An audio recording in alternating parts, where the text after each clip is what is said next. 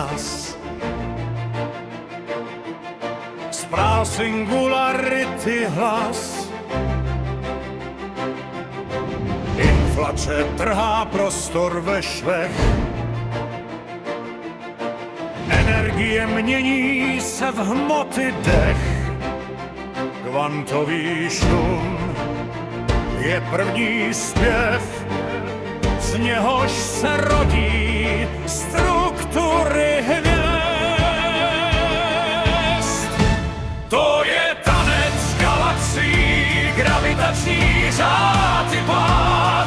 Temná hmota drží rytmus, temná energie se tlačí dál. V nekonečném tichu kosmu se rodí svět, co hned se vzdálí.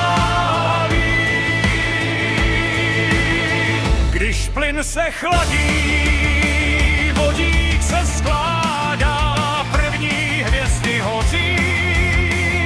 Krátká vláda poprvé svítí, UV záření, křik, rozzáření, temný věk, co vládl dřív.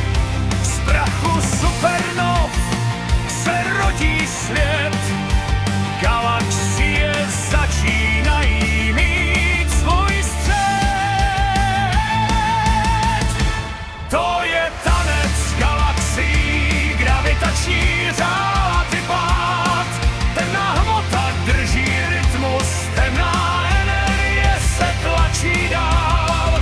V nekonečném tichu kosmu se rodí svět, co hned se vzdálí.